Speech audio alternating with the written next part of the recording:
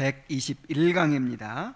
그리스도의 성찬 그리고 성찬으로 말미암아 얻는 유익, 4권 17장 1부터 10항까지를 공부하도록 하겠습니다.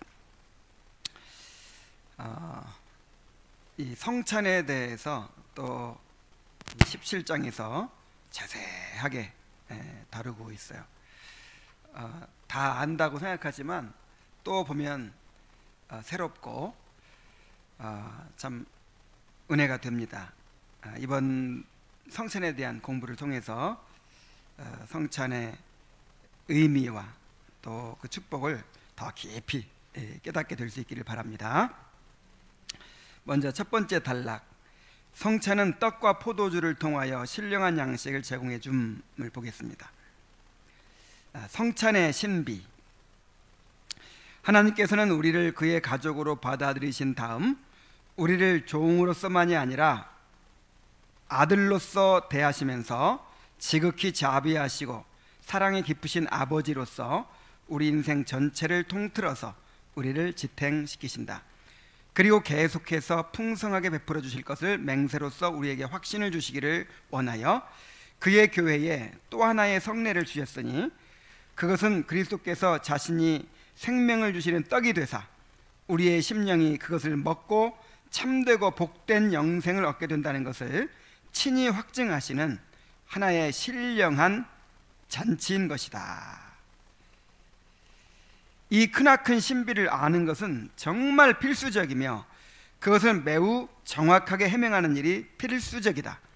그런데 사탄은 이 소중한 보배를 교회에서 제거하기 위하여 온갖 안개와 어두움으로 그 광채를 가려왔고 논쟁과 소요를 일으키고 대중들을 혼란케 하여 이 신령한 음식을 맛보지 못하게 해왔다.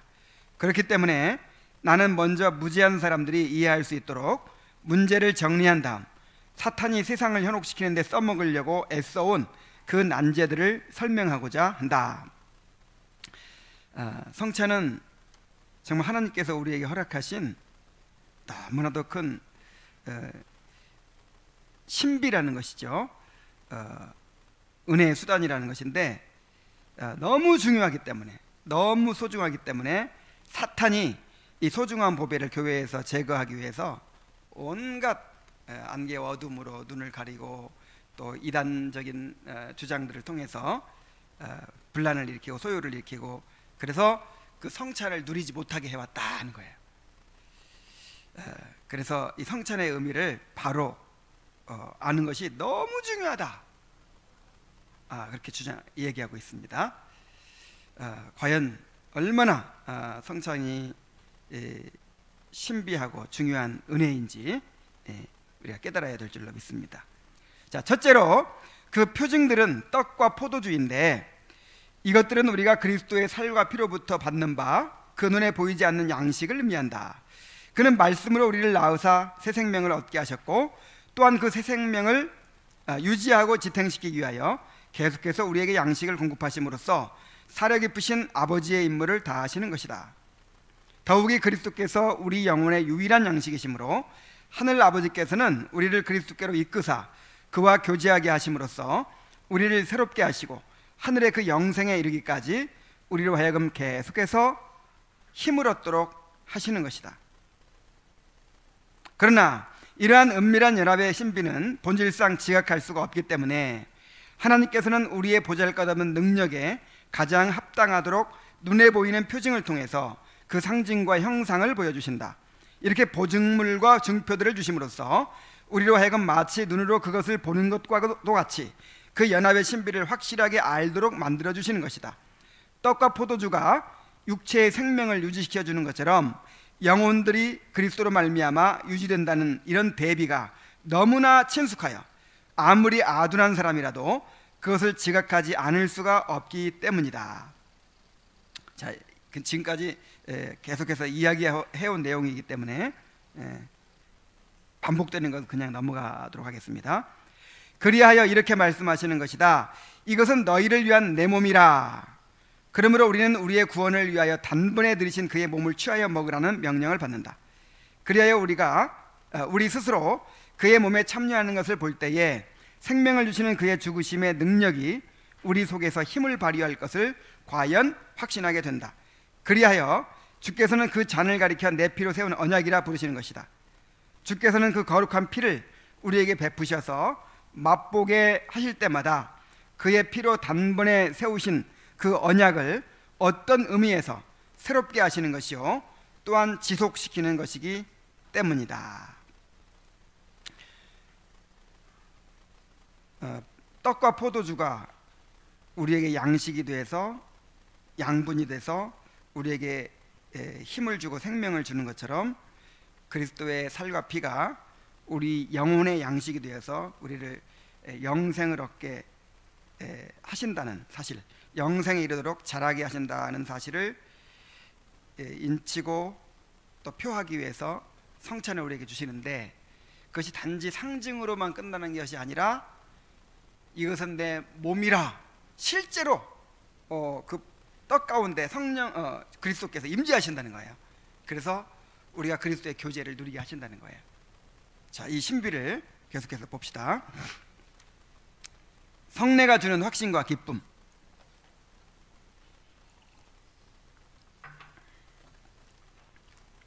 경건한 심령들은 이 성례를 통하여 큰 확신과 기쁨을 얻을 수 있다.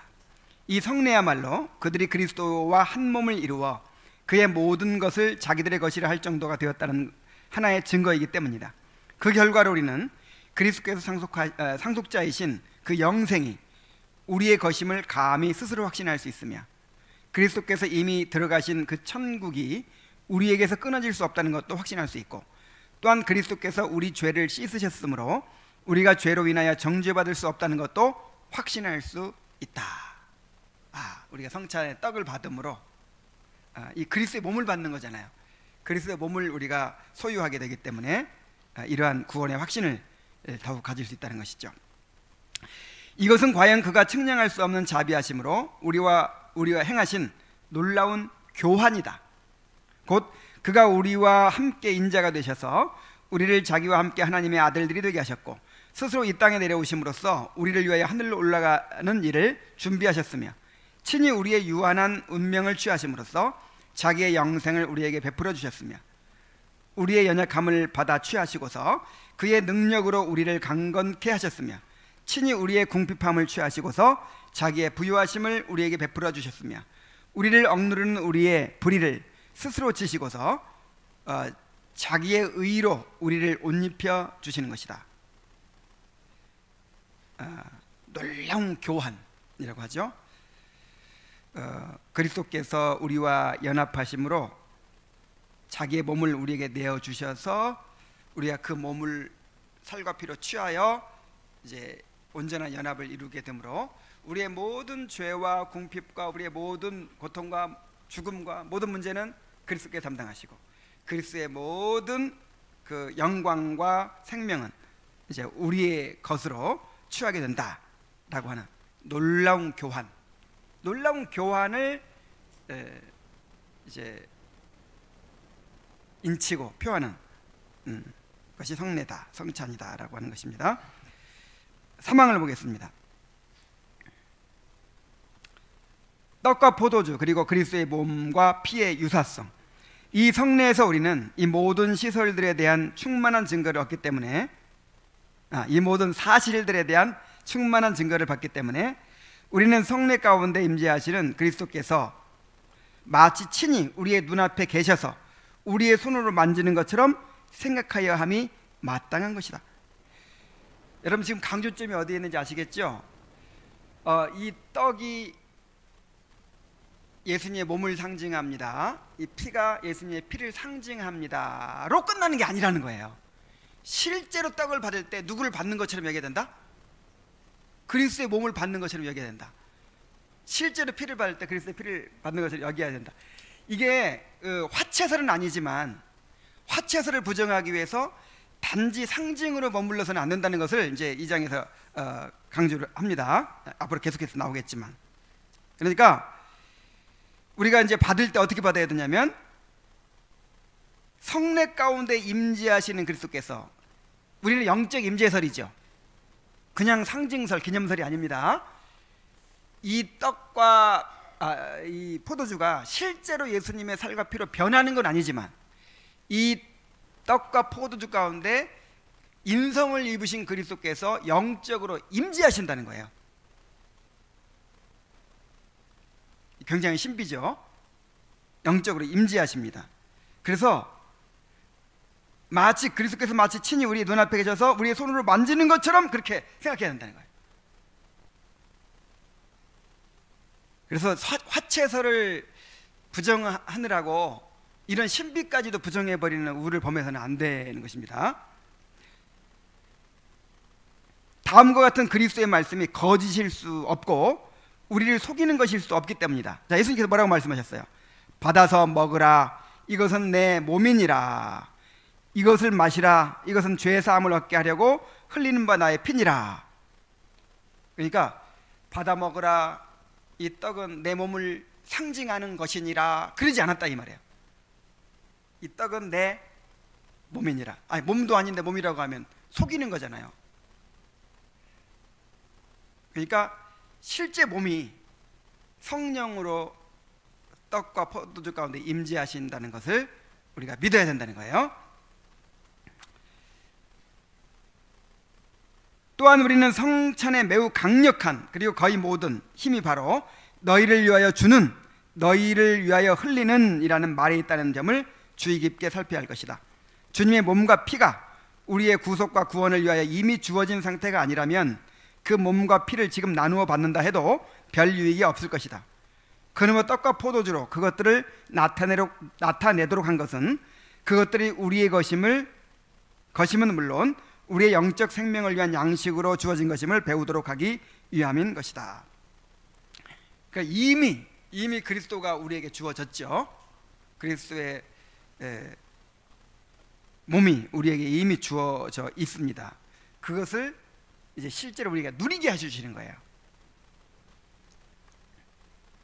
그리하여 떡이 그리스도의 몸을 상징하는 것으로 주어질 때에 떡이 우리 육체의 생명의 양분을 공급하고 지탱시키며 유지시키듯이 그리스도의 몸이 우리의 영혼을 강건하게 하고 생기를 주는 유일한 양식이라는 것을 깨닫게 된다.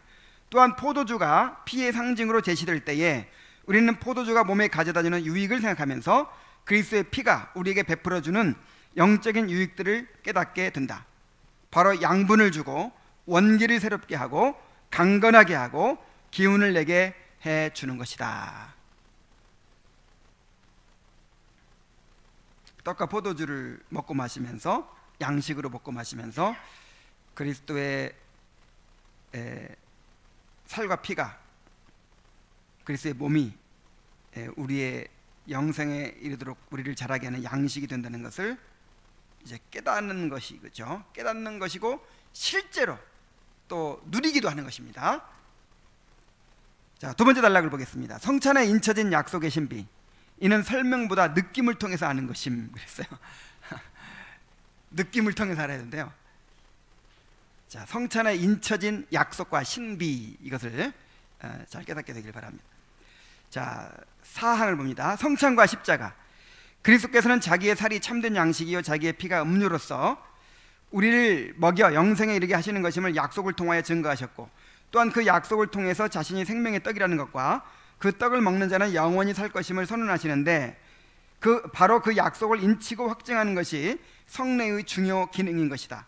그리고 이런 기능을 다하기 위하여 성례는 우리를 그리스도의 십자가로 보낸다. 그 십자가에서 그 약속이 행해졌고 또한 모든 면에서 성취된 것이다. 그래서 또 이런 말씀도 하셨죠. 주님께서 이것을 행함으로 나를 기념하라 그랬죠. 그리스도의 죽으심을 기념하는 것이죠. 기념하라는 말은 기억하라, 그것이죠. 그러니까 성찬이 어디로 우리를 보내요? 십자가로. 자, 그 내용이 나와 있습니다. 그리스도께서는 인간의 유한한 운명을 함께 나누셔서 우리를 그의 신적인 영생에 참여하는 자들로 만드심으로써 또 자기 자신을 희생제물로 드리셔서 우리의 저주를 친히 지시고 우리에게 그의 축복을 부어주심으로써 또 친히 죽으셔서 사망을 삼키시고 이기셨던 우리의 썩어질 육체를 일으키사 영광에 이르게 하시고 썩지 않는 데에 이르게 하심으로써 그 자신이 과연 생명의 떡이심을 드러내 보이신 것이다. 실제로 그 성례의 내용을 이루신 곳은 십자가입니다. 십자가의 죽음을 우리가 이제 바라보게 되는 것이죠. 자, 5항을 보겠습니다. 믿음으로 그리스도께 참여함. 자, 이제 이 모든 것을 우리에게 적용시키는 일이 남아있다. 이 일은 복음을 통해서 이루어지지만 좀 더 분명하게 말하면 성찬을 통해서 이루어진다. 성찬을 통해서 그리스도께서 자기 자신과 아울러 그의 모든 은택을 우리에게 주시며 또한 우리는 믿음으로 그를 받아들이기 때문이다. 그러므로 성찬이 비로소 그리스도를 생명의 떡이 되시도록 만드는 것이 아니다. 성찬은 다만 그리스도께서 우리가 계속해서 먹는 바 그 생명의 떡이 되신 사실을 생각나게 해주는 것이요, 그리하여 그 떡의 맛과 향기를 취하고 그 떡의 능력을 느끼도록 해주는 것이다. 자, 무슨 이야기인지 이해가 되죠? 이미 예수님은 우리의 떡이에요. 생명의 떡인데 성찬을 통해서 그걸 나타내는 것이지, 성찬을 통해서 그렇게 떡이 되는 건 아니라 이 말이죠. 다만 성찬은 예수님이 우리의 생명의 떡이 되신 것을 생각나게 하고 그 떡의 맛과 향기를 취하고 그 떡의 능력을 느끼도록 해주는 것이다. 그랬어요. 성찬은 그리스도께서 행하셨고 당하신 모든 것이 우리를 살리기 위하여 된 것이며 또한 그러한 살리시는 역사가 영원하다는 사실을 확신하게 해주며 또한 성찬을 통해서 우리는 평생토록 끊임없이 영향을 공급받고 지탱되며 보존되는 것이다. 그랬어요. 그래서 자꾸만 성찬을 통해서 실제로 뭔가를 공급받는데요. 뭔가 우리가 받는 은혜가 있다는 거예요.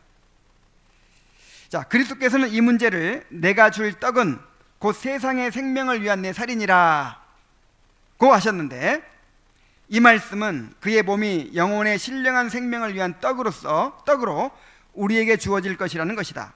또한 그의 몸을 우리에게 주셔서 우리로 하여금 그것을 먹게 하셔서 결국 우리를 믿음으로 말미암아 그리스도께 참여하는 자가 되도록 하신다는 뜻이기도 하다. 자, 지금 3페이지 중간쯤 하고 있습니다. 3페이지 중간쯤.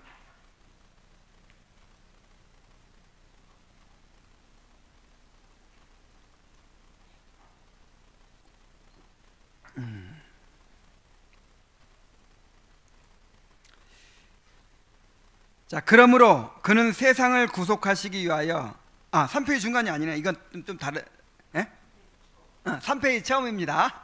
3페이지 처음. 이건 좀 페이지가 달라요. 크게 인쇄해가지고. 자, 그러므로 그는 세상을 거기 맞나요? 그러므로 그는 세상을 구속하기 위하여 자기 자신을 내어주사 십자가에 달리심으로써 유일회적으로 그의 몸을 주셔서 떡이 되게 하셨을 뿐만 아니라 그는 날마다 거듭 자기 몸을 우리에게 떡으로 주시는 것이다. 곧 복음의 말씀을 말미암아 십자가에 달리신 자기의 몸을 우리에게 주사 우리로 하여금 그 몸에 참여하게 하심으로써 또한 그가 그렇게 자기를 주시는 사실을 성찬의 신령한 신비를 통해서 인치심으로써 또한 그가 외적으로 가리키는 바를 내적으로 이루심으로써 날마다 자기 몸을 우리에게 주신다는 말이다. 그리스도께서 우리의 생명의 양식이 되신다는 것은 십자가에 달리셔서 우리를 구원해 주신 그 한 사건만 딱 말하는 게 아니라, 지금 구원이 완성된 게 아니죠. 우리가 이제 하나님의 백성으로 바뀌게 된 거, 그것만 가리키는 것이 아니라 이제 구원이 완성되도록 날마다 양식이 되신다는 거예요. 날마다 우리가 그리스도를 먹고 삽니다. 날마다 그리스도께서 우리의 양식이 되셔서 우리의 그 양식으로 이제 영생에 이르도록 자라가는 것이죠.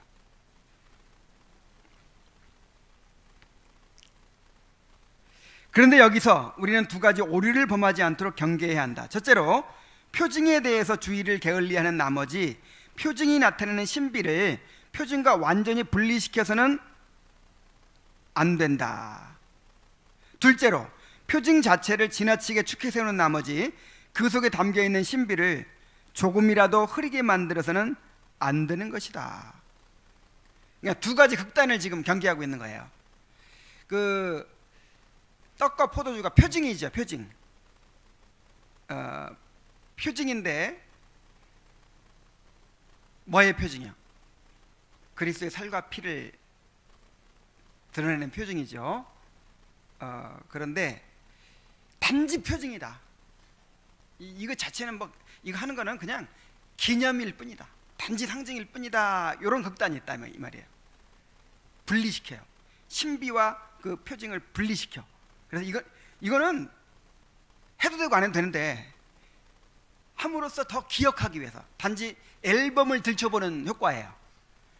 여러분, 우리 이제 신혼부부가 사랑이 좀 식어지고 좀 그랬을 때 그 결혼 사진을 다시 보는 거예요. 그때 신혼여행 사진을 다시 봐요. 그러면 그때 좋았었지. 그렇게 나를 사랑해 줬었지. 그러면서 다시 이렇게 사랑이 우러나고, 자, 요런 효과에 불과하다고 보는 것이 기념설 내지는 상징설이에요. 자, 요런 효과는요 꼭 성찬 안 해도 더 효과 낼 수 있죠. 뭐 그래서 사람들이 요즘에는 성찬이나 그 이런 거보다 뭐 다른 뭐 이상한 그런 의식들을 막 만들어내잖아요. 예를 들어서 수련회 가가지고 모닥불 피워놓고 뭐 십자가 걸어놓고 죄 써가지고 뭐 태운다든지 뭐 훨씬 좋은 게 많습니다. 막 이렇게 십자가를 생각나게 만들고 막 느껴지게 만드는 거, 아니면 패션 오브 더 크라이스트라는 영화를 한번 보든지. 그래서 단지 그냥 기념하고 상징이라고만 봐가지고 이 분리시키는 거예요. 이 안에 무슨 신비가 들어있는 게 아니다라고. 이런 극단에 빠져서는 안 됩니다. 그런데 또 반대로 이게 이제 저 제세례파의 극단이라면 이 천주교에서는 어떻게 했어요? 이 떡과 포도주라고 하는 이 표징 자체를 우상시하는 거예요. 이게 진짜 그리스도의 몸이야. 이게 진짜 피야. 그래가지고 이 몸을 막 함부로 하면 안 되잖아요. 그래가지고 완전히 우상으로 여기는 거예요. 그래서 그리스도의 몸이 혹시라도 부스러기가 떨어져가지고 뭐 쥐가 먹는다는 그 큰일 나잖아요. 그래 안 되니까 먹여줘요. 그냥 이렇게. 그냥 함부로 자기가 뜯어먹으면 어떡해요. 자기가 손으로 받을 수도 없어. 그리스도의 몸인데. 그래가지고 신부가 이렇게 입에 넣어줘요. 입 딱 벌리면 딱 넣어줘요. 그리고 그리스도의 피는 더 무섭죠. 흘리면 어떡해요. 그래서 아예 안 줘요. 그냥 신부가 대표로 혼자 마셔요. 그리고 성도들은 아예 그리스도의 피를 받을 수가 없어요. 왜냐하면 괜히 받았다가 쏟아버리니까. 쏟으면 큰일 나니까. 자, 이런 이제 미신적인 이런 양극단을 우리가 피해야 된다는 거예요. 그래서 우리는 화채설도 아니고 화채설이나 공제설도 아니고 그 다음에 상징설이나 기념설도 아니고 우리는 무슨 원리예요? 영적 임재설이에요. 영적 임재설. 어떤 이들은 그리스도의 살을 먹고 그의 피를 마신다는 것을 한마디로 그리스도를 믿는 것으로 정의하기도 한다. 그래서 그리스도 살과 피를 먹는다는 것은 그리스도를 믿는다는 말이다, 이렇게 주장하는 사람도 있어요. 그러나 그것은 그에게 진정으로 그러나 그것이 아니라는 거예요. 그것은 그에게 진정으로 참여함으로써 우리가 생명을 얻는다는 것이다. 그리하여 그리스도께서는 그러한 참여를 가리켜 먹는다와 마신다는 단어로 표현하신다. 떡을 보는 것으로는 안 되고 반드시 먹어야만 몸에 영양이 공급되는 것처럼 영혼도 그리스도께 진정으로 깊이 참여해야만 비로소 그의 능력으로 살리심을 받아 신령한 생명을 얻게 되는 것이다. 그들은 먹는다는 것을 그저 믿는다는 뜻으로 보는 데 반해서 나는 그리스도의 살이 믿음으로 말미암아 우리의 것이 되기 때문에 우리가 믿는 가운데서 그리스도의 살을 먹는다고 보며 또한 이렇게 먹는 것이 믿음의 결과요 효과라고 보는 것이다. 자, 우리가 그리스도의 살과 피를 먹는다는 말이 무슨 말일까요? 그래서 어떤 사람들은 믿는다는 것과 똑같다. 내가 그리스도를 믿는다, 이 말이 그리스도의 살과 피를 먹는다, 이 말이다. 자, 이렇게 말하는 사람도 있는데 그게 아니라 믿음의 효과라고 보는 거죠.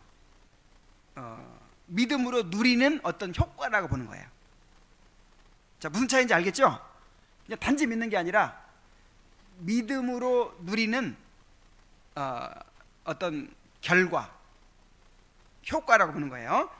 자, 믿음으로 말미암아 그리스도께서 너희 마음에 계시게 하옵시고 그랬죠.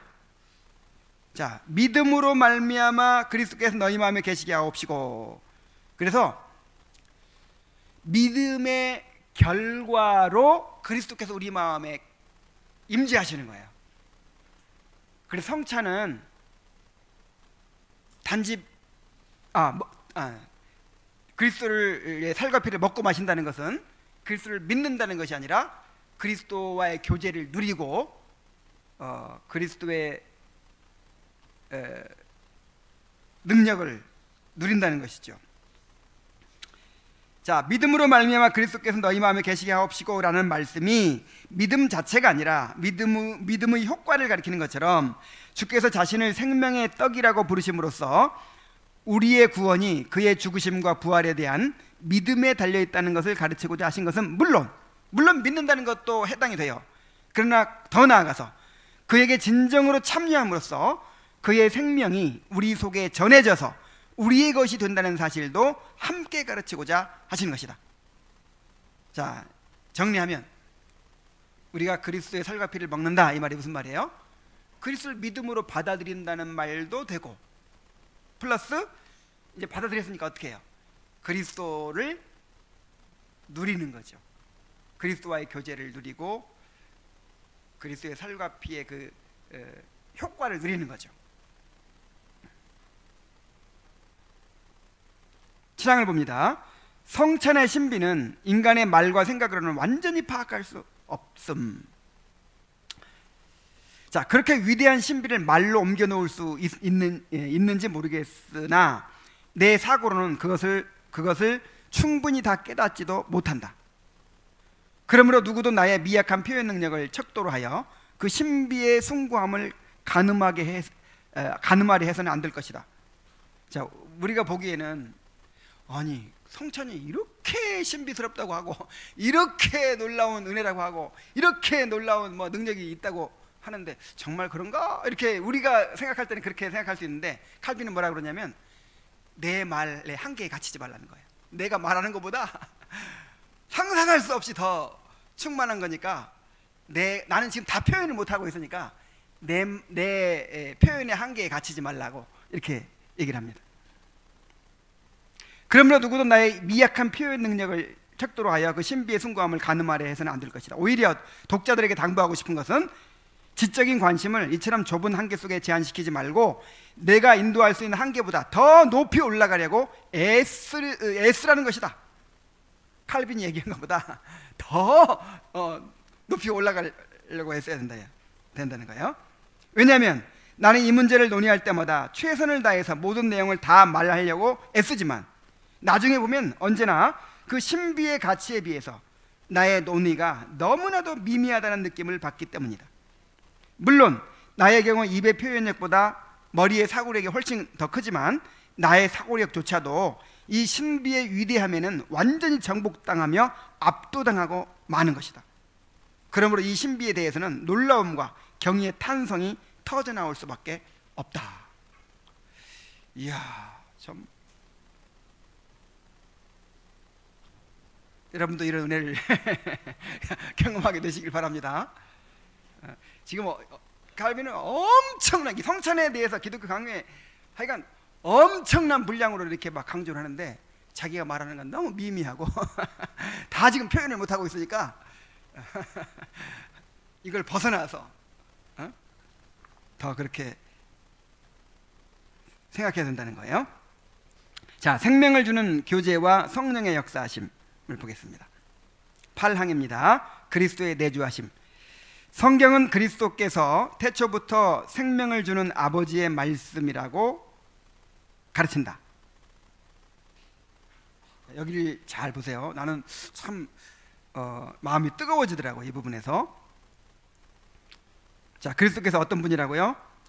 태초부터 생명을 주는 아버지의 말씀이십니다. 즉 만물에게 항상 살아갈 능력을 주는 생명의 샘이요 근원이시라는 것입니다.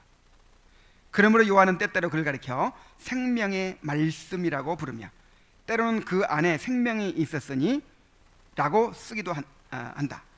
곧 그가 모든 피조물들 속으로 흘러 들어가서 호흡하며 살아갈 힘을 그것들 속에 불어 넣으신다는 뜻이다.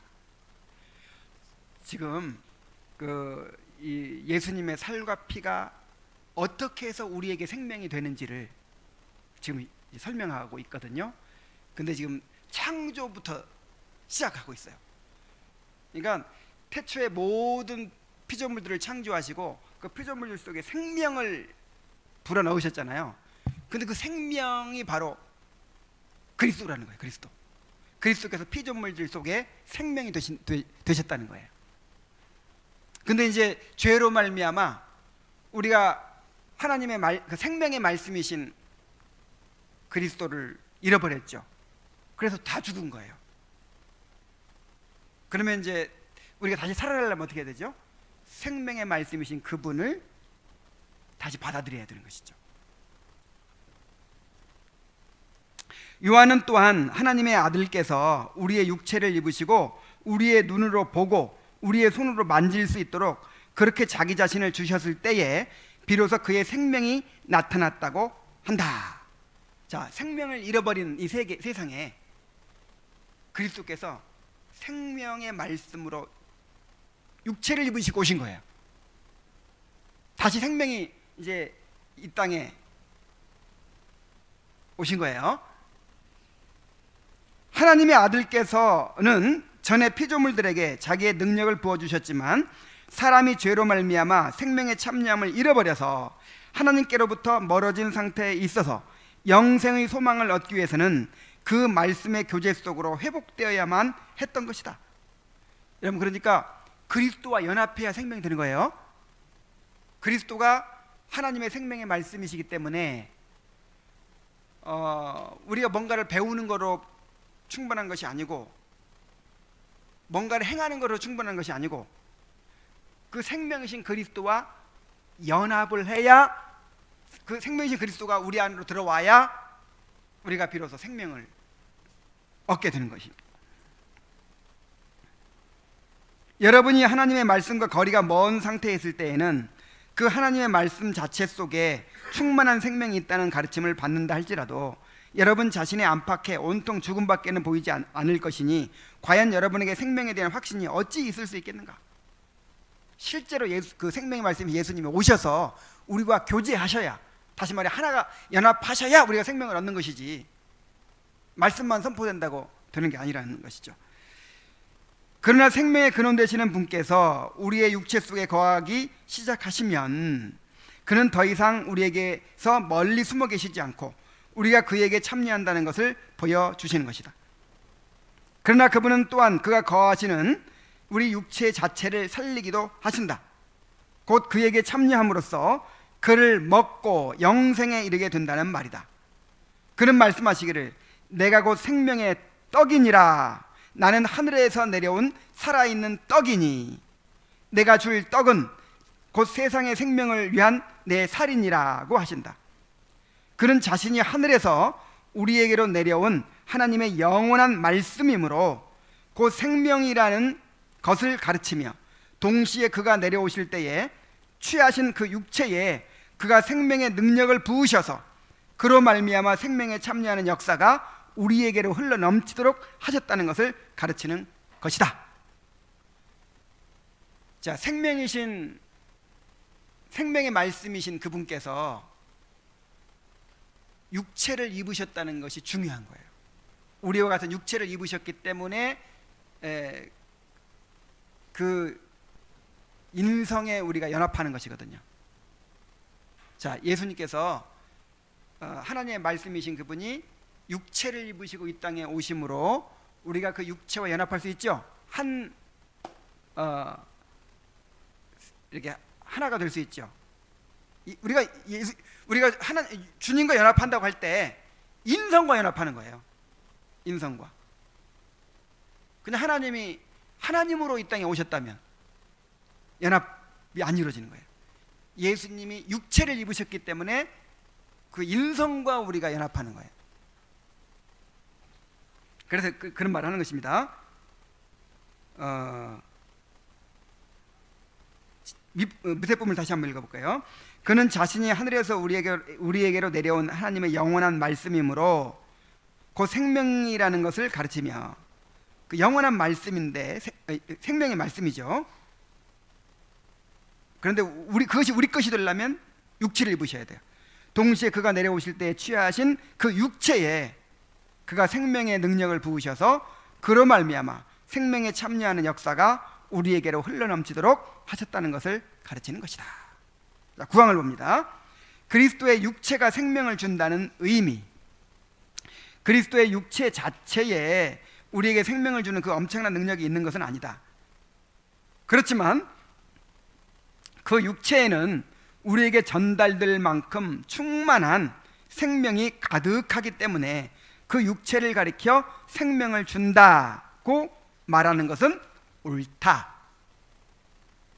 그렇죠. 예수님의 그 육체 안에 신성의 모든 충만이 거하셨다 그랬잖아요. 그리스도의 육체는 마치 우리에게 생명을 부어주는 풍성하고 다함이 없는 근원과도 같아서 하나님께로부터 그 속으로 흘러들어가는 생명을 우리에게 부어주는 것이다. 그러니까 일종의 통로가 되는 거죠. 통로가. 그 신성의 모든 충만함, 그 생명이 예수님의 육체를 통해서 우리에게 오는 것입니다. 그러니 그리스도의 살과 피의 교제가 하늘의 생명을 사모하는 모든 이들에게 필수적이라는 사실을 깨닫지 못할 사람이 어디 있겠는가? 자, 보세요. 그리스도의 살과 피의 교제가 우리에게 필요한 것입니다.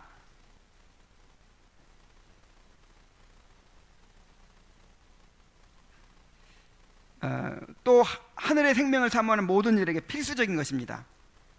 그리스도께서 영과 육체로 온전히 우리와 연합되는 일을 통해서가 아니면 이런 모든 일들이 일어날 수가 없다.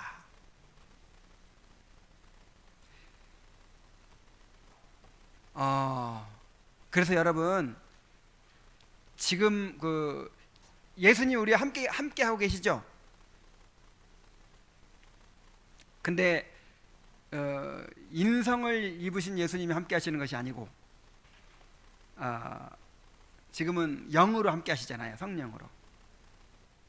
근데 이것은 완전하지 못해요.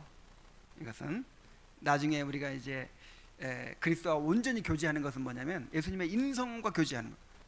인성을 통해서 이제 그 신성의 충만함을 우리가 누리게 되는 것이죠. 천국 가면.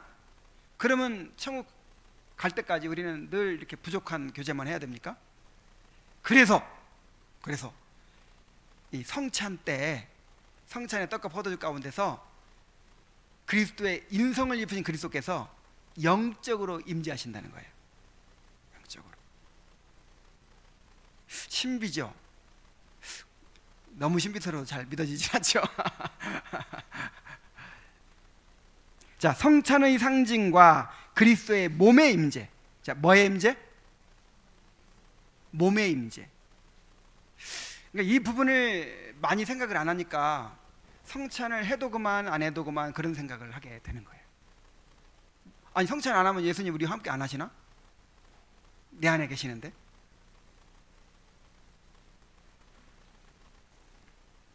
요컨대 떡과 포도주가 육체의 생명을 지탱시키고 유지시켜주는 것과 똑같은 방식으로 그리스도의 살과 피가 우리의 영혼에게 양식이 된다는 것이다.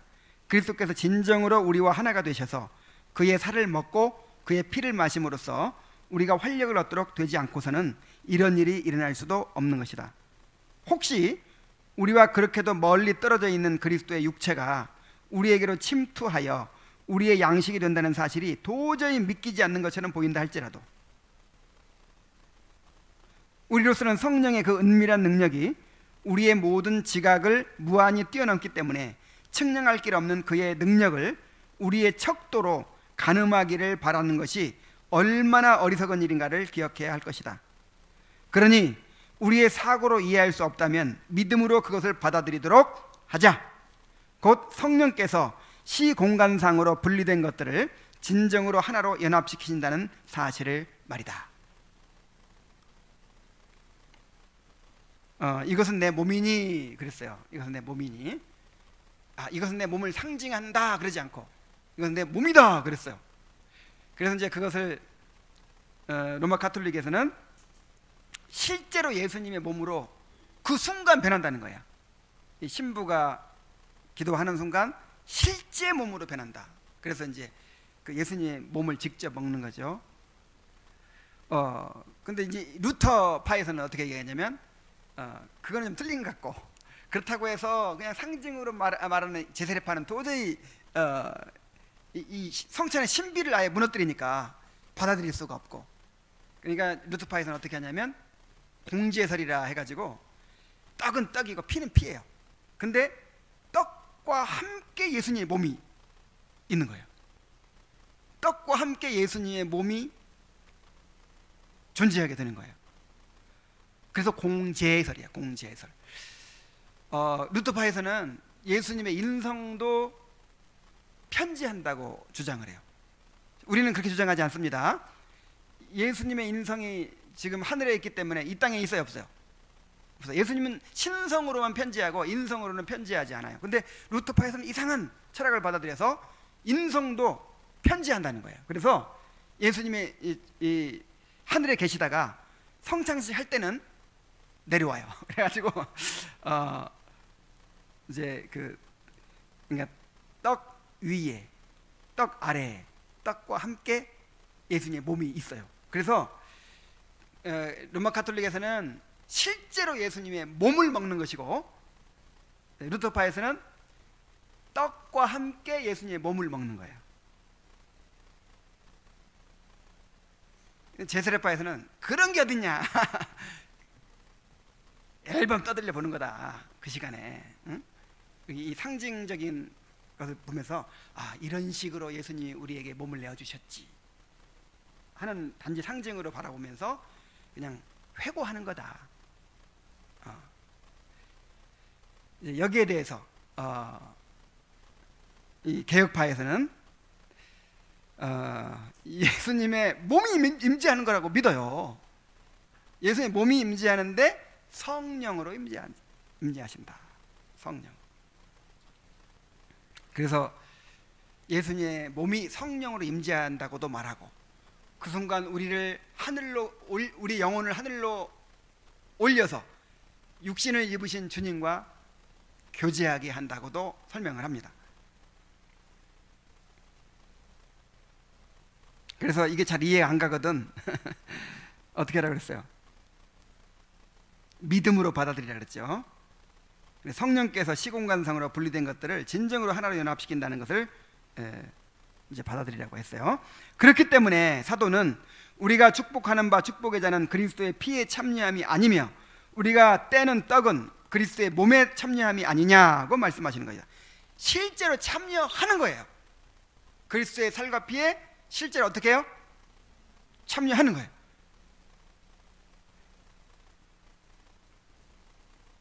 나는 사실 떡을 떼는 것이 하나의 상징이라는 것을 인정한다.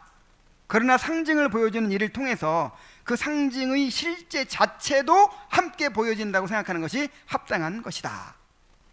상징이라는, 표징이요 상징이라는 것도 사실이지만 그냥 그걸로 딱 끝나버리는 게 아니라 실제도 함께 있다는 거예요. 실제 예수님이 영적으로 임재하신다는 거예요. 그러므로 주께서 떡을 떼는 일을 통해서 그의 몸에 참여하는 일을 진정으로 나타내신다면 그가 참으로 그의 몸을 나타내시고 보여주신다는 사실을 조금이라도 의심해서는 안 될 것이다.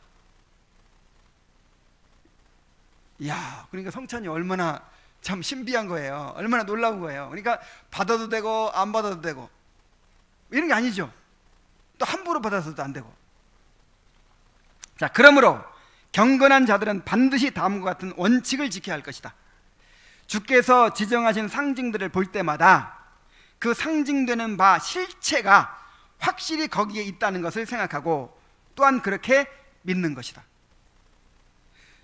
주께서 눈에 보이지 않는 실체를 주신다는 것을 확증하시기 위하여 눈에 보이는 표징을 주시는 것이 사실이라면 우리는 그 몸을 상징하는 떡을 받을 때에 그 몸 자체도 우리에게 함께 주어지는 것임을 확실히 신뢰해야 할 것이다. 그러니까 떡과 포도주를 받을 때 지금 우리가 뭘 받는 거예요? 성령을 통해서 그리스도의 몸을 실제로 받는 거예요. 우리가 여러분 말씀을 하나의 정보나 지식의 전달로 믿지 않고 실제로 하나님께서 목사를 통해서 우리에게 말씀하신다 이렇게 믿으면, 그렇게 알고 말씀을 들을 때 어떻게 했어요? 우리 자세가 달라지고 삶이 달라지겠죠.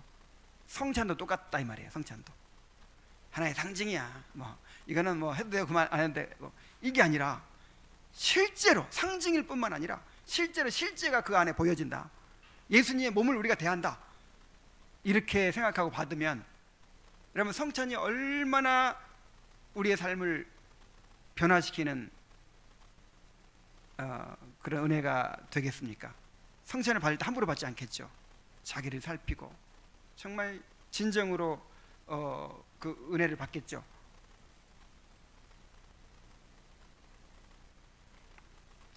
그래서 말씀과 성찬을 통해 성례를 통해서 주님께서 이 교회에 은혜를 베푸시고 또 이 교회를 다스리시는 거예요. 이런 신비가 다 없어져 버리면요, 신비주의를 우리가 배격하죠. 신비주의를 배격하면서 신비 자체까지 그냥 버리는 우를 범해서는 안 돼요. 권위주의를 배격하면서 정말 교회가 가지고 있어야 할 권위, 영적 권위, 이것까지 우리가 잃어버려서는 안 되는 거예요.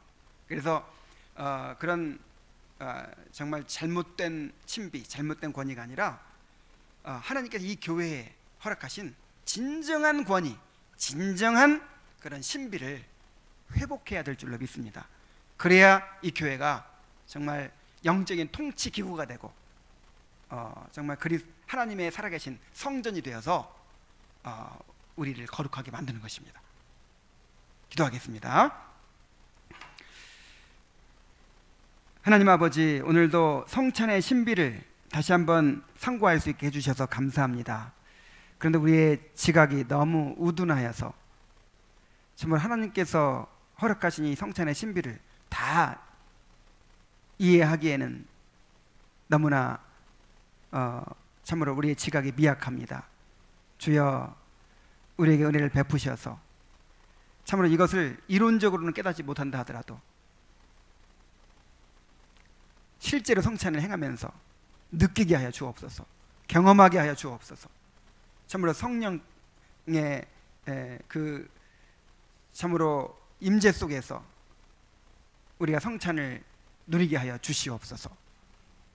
예수님의 이름으로 기도하옵나이다. 아멘.